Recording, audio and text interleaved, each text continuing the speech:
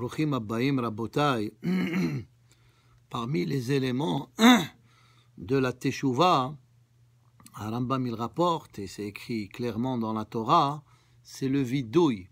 C'est quoi le vidouille?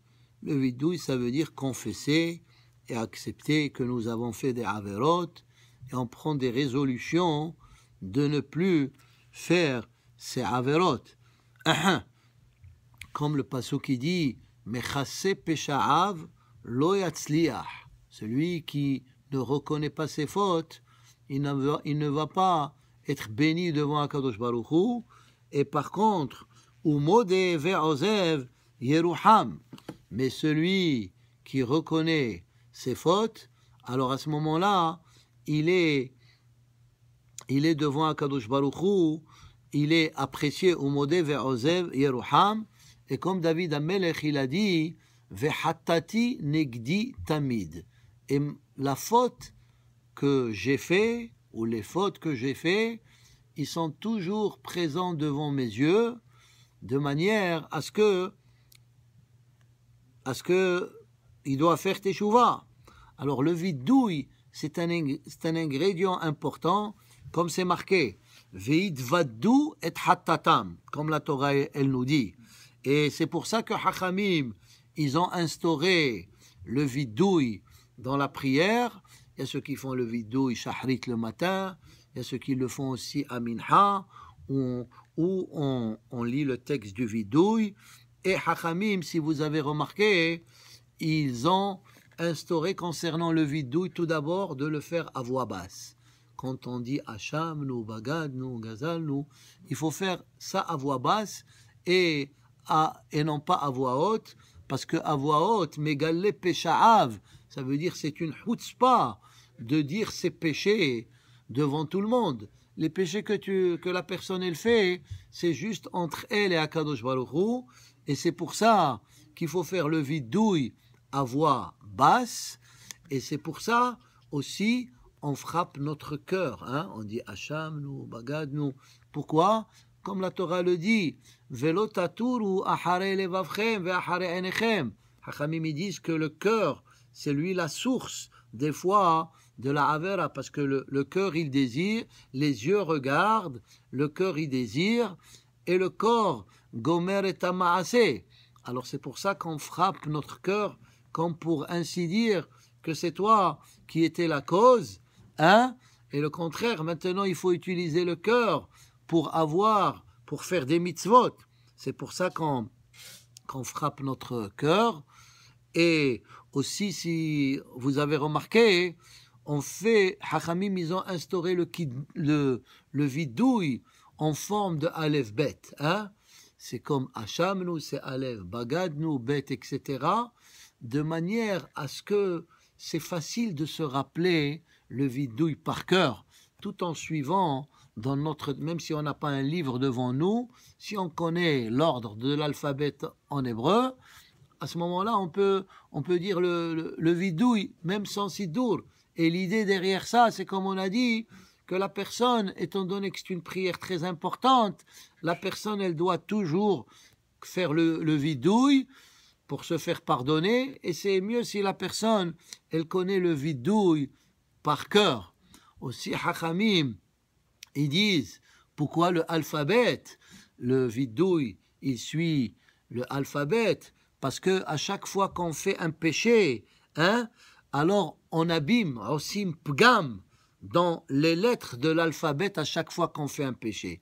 Ça veut dire, si quelqu'un, il ne met pas les tefillin, alors les lettres qui forment le mot tefillin, le taf, le lamed, et le yud, et le p, et le yud, et le nun, tous ces lettres par rapport à cette personne, il les a abîmées parce qu'il n'a pas accompli la mitzvah. Et la même chose pour les autres mitzvot, le Shabbat. Alors, étant donné qu'on a fait un bgam, bechavbet otiyot Torah, c'est pour ça qu'on fait le vidouille, betsurat alef bet, pour faire le tikkun des kavbet otiyot HaTorah.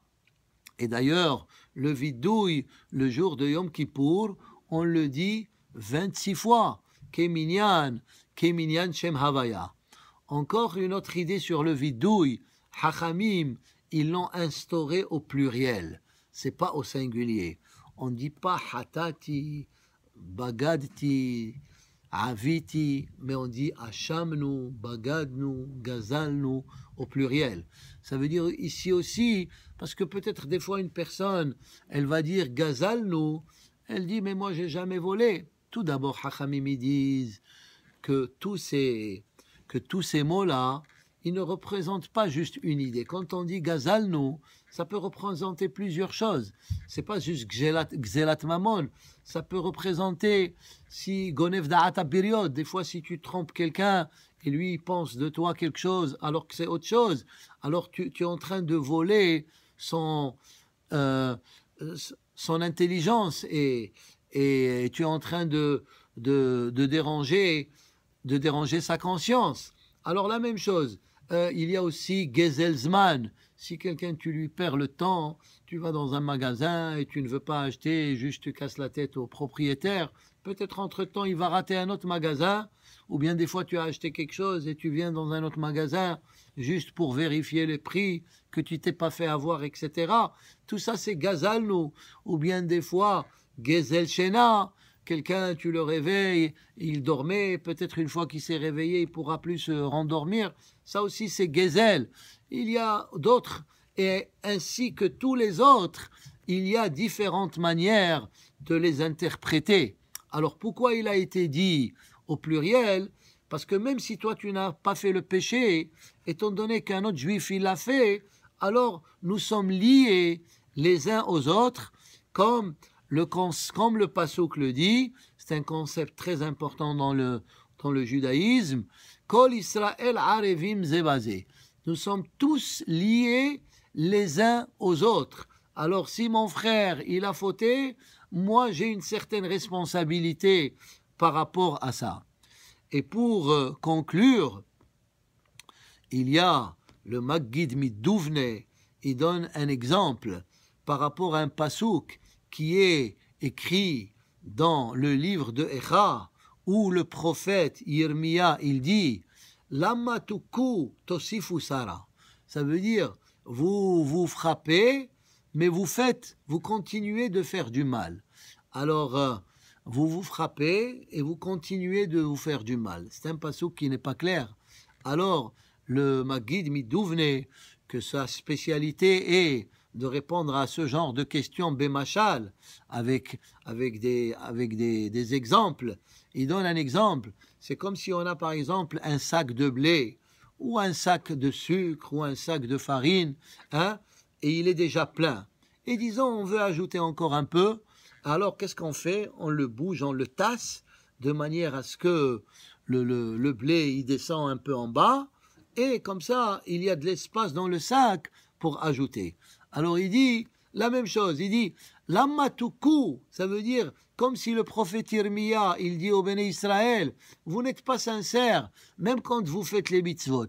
Parce que tuku, ça veut dire vous vous frappez, vous dites Hachamnu, Bagadnu, Gazalnu, soi-disant pour faire teshuva, mais en même temps Tosifu Sara, et vous ajoutez, après que vous dites Hachamnu, Bagadnu, vous ajoutez encore d'autres péchés. C'est comme celui-là, il tasse, c'est comme si on dit Hachamnu, on tasse nos péchés pour ajouter d'autres péchés. Sur ce, il dit Lama tuku tosifu sara. Ça veut dire votre prière, elle n'est pas sincère. Alors, voilà l'idée du vidouille.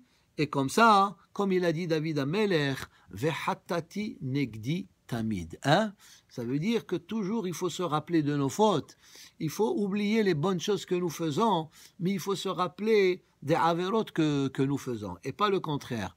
Malheureusement, des fois, on a tendance à oublier les averot que nous faisons, et on se rappelle que du bien que nous faisons. Parce que si tu te rappelles que du bien que tu fais, alors tu vas devenir Baal Ga'ava. Et si tu ne vas pas te rappeler de tes averot que tu as fait, alors tu vas les refaire. C'est pour ça que David Amelech, il a dit Vehatati negdi tamid, zechut David Amelech yagen alenu. Amen. Baruch Adonai le'olam. Amen ve amen.